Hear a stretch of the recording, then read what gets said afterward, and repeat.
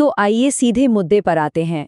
आज के इस बेहद खास विश्लेषण में हम एक बहुत ही जरूरी विषय पर बात करने वाले हैं। झारखंड मुख्यमंत्री मैया सम्मान योजना का 2026 का भौतिक सत्यापन यानी फिजिकल वेरिफिकेशन। जो भी परिवार इस योजना से जुड़े हुए हैं उनके लिए आज की ये चर्चा बहुत काम की होने वाली है, क्योंकि हम इस पूरी प्रक्रिया को बिल्कुल आसान भाषा में डिकोड करने जा रहे हैं। तो घबराने की बिल्कुल भी जरूरत नहीं है, हर एक स्टेप को हम बारीकी से समझेंगे। अब सबसे पहला सवाल यही आता है कि इस पूरे प्रोसेस पर अचानक से इतना फोकस क्यों किया जा रहा है। इसका कारण बहुत सीधा सा है। बात 1,000 रुपये से लेकर 2,500 रुपये तक की उस ठोस आर्थिक मदद की है जो झारखंड की लाखों महिलाओं को सशक्त बना रही है। और सबसे जरूरी बात जो समझने वाली है वो ये कि अगर ये नया वेरिफिकेशन पूरा नहीं हुआ तो ये पैसे आने रुक सकते हैं। इसलिए ये पूरी कवायद सिर्फ ये पक्का करने के लिए है कि ये राशि बिना किसी रुकावट के सीधे बैंक खाते में आती रहे। तो आज हम किन किन बातों पर गौर करेंगे, फटाफट से एक नजर डाल लेते हैं। सबसे पहले, मैया सम्मान योजना आखिर है क्या? दूसरा, भौतिक सत्यापन क्यों जरूरी है? तीसरा, इसकी पात्रता और शर्तें क्या हैं? चौथा, सत्यापन के लिए कौन कौन से दस्तावेज चाहिए?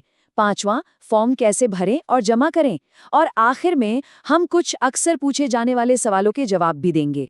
तो चलिए पहले बिंदु से शुरुआत करते हैं। मैया सम्मान योजना क्या है? सिंपल शब्दों में समझें तो झारखंड मुख्यमंत्री मैया सम्मान योजना आर्थिक रूप से कमजोर महिलाओं को स्वतंत्र और सशक्त बनाने की एक बहुत ही बेहतरीन सरकारी पहल है। इसका सबसे कमाल का पहलू पता है क्या है? इसमें कोई बिचौलिया नहीं है। डायरेक्ट बेनिफिट ट्रांसफर यानी डीबीटी के जरिए पैसा सीधे लाभार्थी के बैंक खाते में जाता है। एकदम सीधा, फास्ट और पारदर्शी तरीका। अब आते हैं दूसरे और सबसे अहम सवाल पर, आखिर ये भौतिक सत्यापन क्यों जरूरी है? ये एक ऐसा सवाल है जो इस वक्त हर लाभार्थी के मन में चल रहा होगा। योजना तो पहले से ही चल रही थी, है ना? तो फिर 2026 में अचानक से ये नया नियम, ये नया वेरिफिकेशन प्रोसेस अनिवार्य क्यों कर दिया गया? आइए इसके पीछे का सरकारी लॉजिक समझते हैं। देखिए, सरकार बस ये पक्का करना चाहती है कि जो पैसा भेजा जा रहा है वो बिल्कुल सही हाथों में जाए। इसलिए पहचान और एलिजिबिलिटी को कंफर्म करना जरूरी है। आधार और बायोमेट्रिक फोटो के जरिए ये चेक किया जा रहा है कि कोई धोखाधड़ी करके या गलत जानकारी देकर फायदा तो नहीं उठा रहा।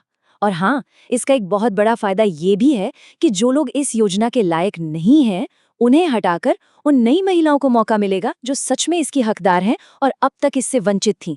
बस ये याद रखना है कि इस प्रोसेस को इग्नोर करने का सीधा मतलब है आगे आने वाली किस्तों पर रोक।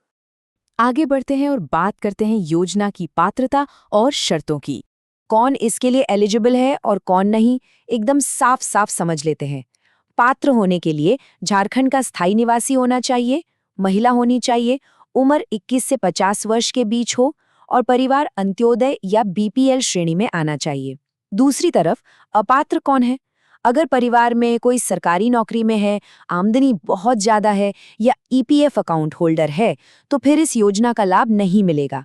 ये कंट्रास्ट बिल्कुल क्लियर कर देता है कि इस योजना के दायरे में कौन आता है। अब आते हैं सबसे प्रैक्टिकल हिस्से पर, सत्यापन के लिए जरूरी दस्तावेज। इस वेरिफिकेशन के लिए एक तरह से आपको अपनी एक पूरी टूल किट तैयार करनी है। आधार कार्ड की ओरिजिनल और जीरोक्स कॉपी, राशन कार्ड और सबसे इम्पोर्टेंट बैंक पासबुक। ध्यान रखिएगा, बैंक खाता सिंगल नाम से होना चाहिए और आधार से लिंक होना बेहद जरूरी है। इसके अलावा वोटर आईडी, 2 से 3 पासपोर्ट साइज फोटो, एक चालू मोबाइल नंबर और अगर मांगा जाए तो एक सेल्फ डिक्लेरेशन फॉर्म। और हाँ, एक बात जो बिल्कुल नहीं भूलनी है, इन सभी डॉक्यूमेंट्स की कॉपी पर खुद के साइन होने चाहिए, मतलब ये सेल्फ अटेस्टेड होने चाहिए। डॉक्यूमेंट्स तो रेडी हो गए, लेकिन फॉर्म कैसे भरें और उसे जमा कैसे करें? ये प्रोसेस बहुत ही सिंपल और स्टेप बाय स्टेप है। सबसे पहले अपनी नज़दीकी आंगनवाड़ी या पंचायत कैंप से मुफ्त फॉर्म लें। दूसरा स्टेप, अपनी डिटेल्स और बैंक की जानकारी बहुत ध्यान से भरें, खासकर बैंक का आईएफएससी कोड 2 बार चेक जरूर करें। तीसरा, अपने सारे सेल्फ अटेस्टेड डॉक्यूमेंट्स इसके साथ अटैच करें। और चौथा, जो लिटरली सबसे ज्यादा जरूरी है, फॉर्म जमा करते वक्त आवेदक का खुद वहां मौजूद होना।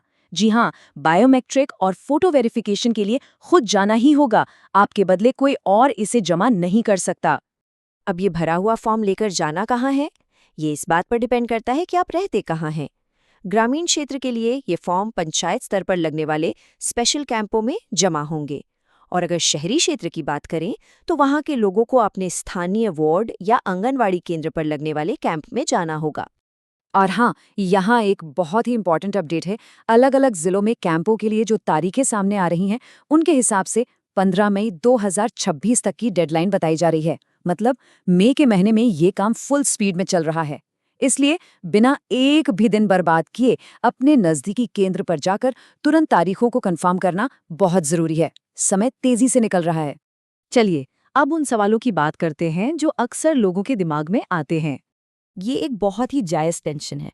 अक्सर जब भी कोई सरकारी फॉर्म आता है तो पहला ख्याल यही आता है कि क्या इसके लिए कोई फीस देनी होगी, कोई हिडन चार्ज तो नहीं है। तो इसका एकदम साफ और सीधा जवाब है बिल्कुल नहीं। ये पूरा का पूरा प्रोसेस 100% निःशुल्क है, एकदम फ्री। फॉर्म लेने से लेकर उसे जमा करने और बायोमेट्रिक वेरिफिकेशन तक किसी को भी 1 रुपया नहीं देना है। अगर कोई पैसे मांगता है तो उसे बिल्कुल मना कर दें। चलिए, आपने फॉर्म जमा कर दिया। अब ये कैसे पता चलेगा कि वेरिफिकेशन सक्सेसफुल हुआ या नहीं? उसका स्टेटस कैसे ट्रैक करे? इसे चेक करना बहुत आसान है। आप झारखंड सरकार के ऑफिशियल पोर्टल mmsy.jharkhand.gov.in पर जाकर ऑनलाइन स्टेटस देख सकते हैं।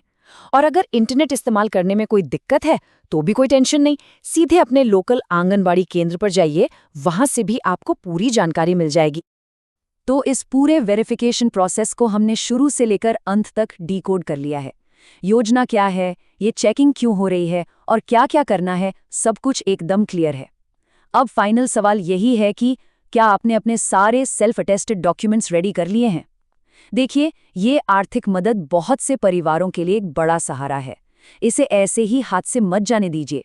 15 मई की डेडलाइन को ध्यान में रखिए, जल्द से जल्द अपना वेरिफिकेशन पूरा कीजिए और अपनी आर्थिक मदद को सुरक्षित कीजिए। आज के इस विश्लेषण में हमारे साथ जुड़ने के लिए बहुत बहुत शुक्रिया। जागरूक रहिए और अपडेटेड रहिए।